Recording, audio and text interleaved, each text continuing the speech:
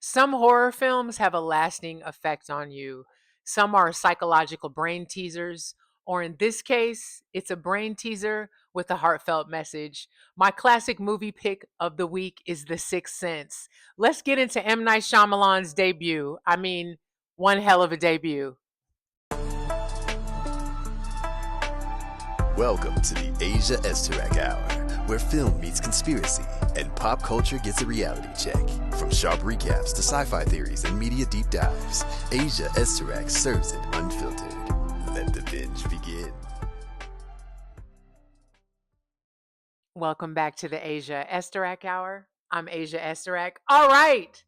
The Sixth Sense, written and directed by the outstanding, sometimes what are you doing? But we love him because he is himself and he is an original filmmaker, and I can't get mad at that. The amazing M. Night Shyamalan.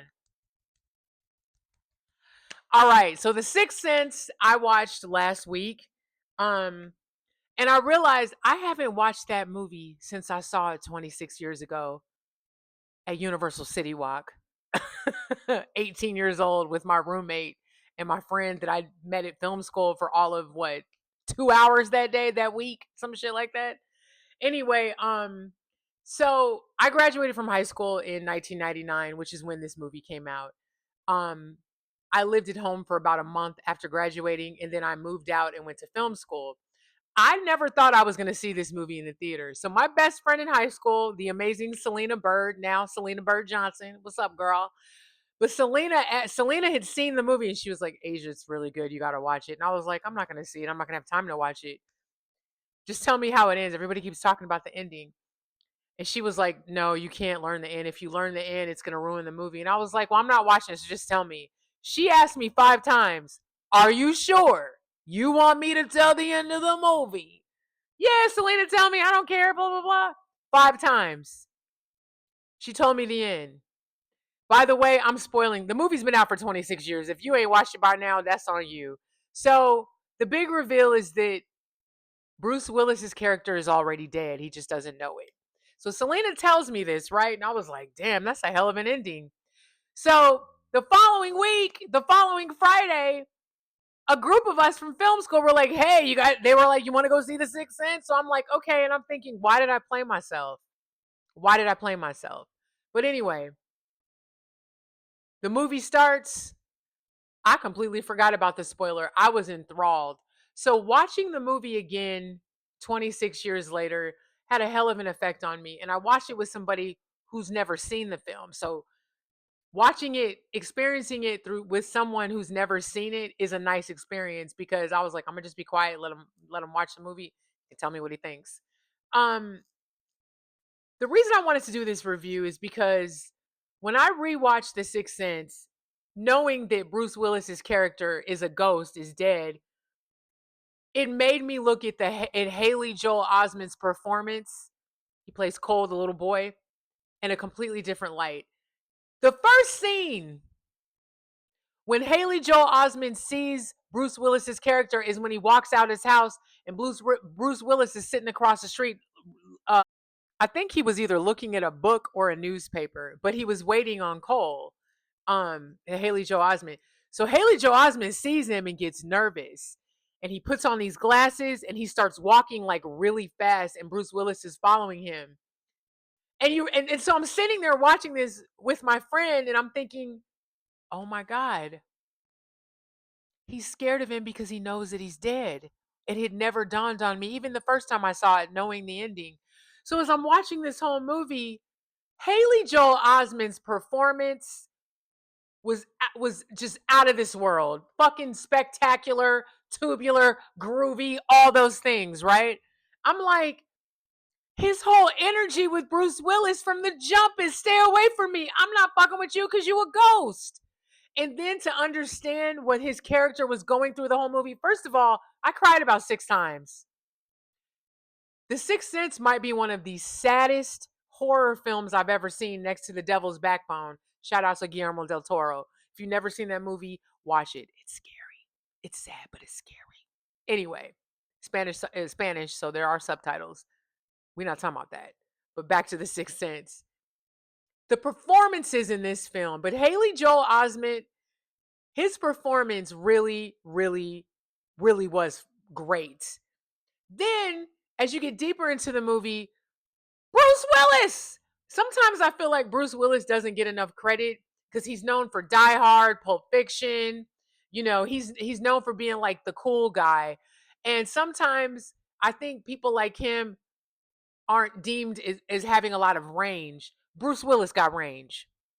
He got range because there were a few times in this movie where I was like, yo, Bruce Willis is killing it. Some of the scenes, like Bruce Willis, Haley Joel Osment, Toni Collette as Cole, Haley Joel Osment's mother. Toni Collette, amazing. Another underrated actress. Y'all may know her from Hereditary, you new crop of humans. Another great movie. But the performances in this film, and I think as somebody who loves the paranormal and the supernatural, and I absolutely 1000% believe in ghosts, I've seen a few throughout my life. That's a whole other video.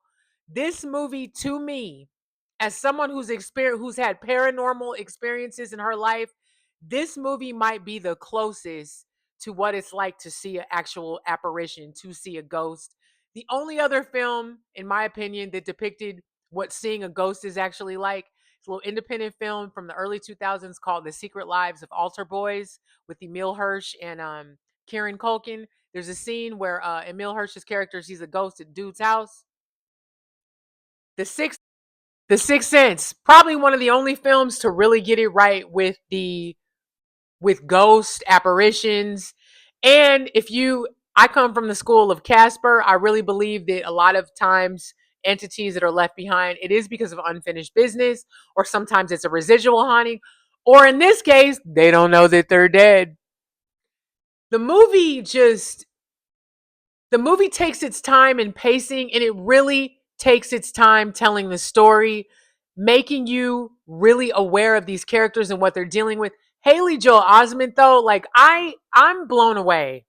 I was blown away. I can't believe how many times I cried because as an audience member, I really empathize with his character. Like I felt for him because it's like he's so misunderstood and you don't know why. One of the creepiest scenes for me, and there's a lot. First of all, the opening scene. Let me real quick. The opening scene where Bruce Willis gets killed. Donnie Wahlberg, ladies and gentlemen. Donnie Wahlberg. Donnie Wahlberg does not get enough credit for his cameo at the beginning of this film. Most people watching it didn't even know it was Donnie Wahlberg. I remember when I first saw it, I was like, where was Donnie Wahlberg in the movie? I'm looking at the credits like, what? Huh? Donnie Wahlberg as the disgruntled, messed up patient of Bruce Willis that shoots him in the beginning. First of all, he's not even visibly recognizable. But who knew he had that kind of range? This movie really showcased how great actors can be when they put their mind to something. There's plenty of movies that do that, but this one was so special to me. And watching it again, I'm blown away by Haley Joel Osment. His performance, especially when you know that his character knows the dude is dead, and just the way he's ignoring him and talking to him, it all makes sense. And then the way he warms up to him and eventually becomes cool with Bruce Willis, knowing that he's a ghost, fantastic. Fantastic. That's why that reveal at the end, when Bruce Willis realizes his ass is dead and he still showed up for work, fantastic. M. Night Shyamalan, and I said this years ago and I'll say this again, he came out the gate not playing. I still think The Sixth Sense is probably one of his strongest films, next to Unbreakable. Argue with your mom about that. I'm a comic book person. I thought Unbreakable was fantastic. And then when what's the other one with him, with Mr. Glass, Bruce Willis, and dude from Split, James McAvoy. I can't remember the name of the movie right now, but um another fantastic. Here's my thing. I ripped M. Night Shyamalan apart for The Last Airbender. Um, but all that being said, he's one of the most original filmmakers we have. And he may hit or miss every once in a while, but his movies are so unique. They're so original and unique, and the way he tells the story, you have to just you have nothing but respect for it. At least for me. But Rewatching The Sixth Sense, I'm like, this is your first major feature film. This is one hell of a debut. And I've watched a lot of movies. I still think certain filmmakers come out like Quentin Tarantino, like your first film, Reservoir Dogs, come on. And then you realize he had penned True Romance and a bunch of other shit. Like, dude was always going to be great. But M. Night, for you to come out with this, and here's the thing: 1999 was a very strong year for film. A lot of groundbreaking technology that year with the Matrix, all types of shit. But The Sixth Sense redirected the plot point. It redirected how you tell a movie, how you reveal shit. And it was refreshing. It's been done a million times before. There's only 6 basic plot points any damn way. But this one took a very basic plot point and wrote it in such a fantastic way that it shocked the audiences, moved the audiences, and taught you something at the same time. Sixth Sense is a fantastic movie. M. Night, hands down, fantastic. Haley Joel Osment. My God, I hope I meet him one day and go, baby, you did that. You did that. Everyone was great in the movie. He was amazing. My favorite scene with him is when he's in class and his teacher's talking about the school that they go to. Because every M. Night movie takes place in Pennsylvania because that's where he's from. Obviously, except for The Last Airbender and the movie Old, and probably some other ones too. But but I love when the teacher's like, "Do you guys know what this building was used for?" And he's like, "They passed laws here." And then Cole Haley Joel Osment's like, "They used to hang people here." And the guy's like, "No, no." And he's like, "No, they used to pass laws here. This was a lawmaking building." He's like, "Yeah, they were the ones hanging people." So then he says to the teacher, he starts calling him Stuttering Stanley. Stuttering Stanley, Stuttering Stanley. That still freaks me out. Um, but like the scene where so the house or apartment that he lives in with his mom, all the cabinets keep opening and closing, and his mother thinks it's him. We find out later that it's this woman that used to live there who clearly was abused by her husband. I mean, Haley Joel Osment being in his room, afraid to go to the bathroom because he knows he's going to encounter a ghost. All the symbolism in the movie, all the red, and everybody named Mama was watching them DVD commentaries, them DVD special features. I most definitely was. I was queen of the audio commentary. But M. Night said that all the red that you see in the film, the red doorknob, the red door, whenever you see the color red, it represents that a spirit is going to be around. And the irony that the red was mainly around Bruce Willis, especially at the end, that door, that whole door that he couldn't get into, which is when he finds out that yo ass is dead too. And here's the thing, and I would love to know this. I never heard him say this, but I would, if I ever met M. Night, this would be my question. Was this was The Sixth Sense inspired by the short story from More Scary Stories to Tell in the Dark? There, excuse me, I just burped. I'm sorry.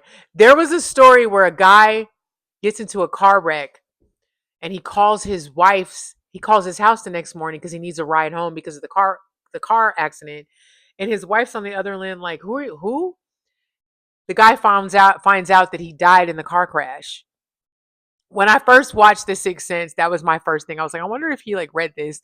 And I'm pretty sure M. Night and I are around the same age. We like all the same, you know, cinema, pop culture references. So I wouldn't be surprised if we're both 80s babies. But this movie is just it's funny. 26 years have gone by and I just don't think there's been a horror film like this that's ever come out. Obviously, we've had some great horror stuff in the last few years. Ari Aster, Robert Eggers, anything from A24. But something as unique and as special as The Sixth Sense we've never had. And I just feel like a lot of performances from children ain't never been no like Haley freaking Joe Osment. Wow. Fantastic. Anyway, this was my review. I definitely spoiled the movie, but I do think you should watch the film. It's a great film. The Sixth Sense is free to stream and watch on Peacock, which is where I watched it. If you have not seen the movie, check it out. Perfect time for spooky season. Thanks for listening to me ramble. Happy Monday. Have a great week. Stay hydrated. Be nice to each other. And I'm going to go return these video tapes.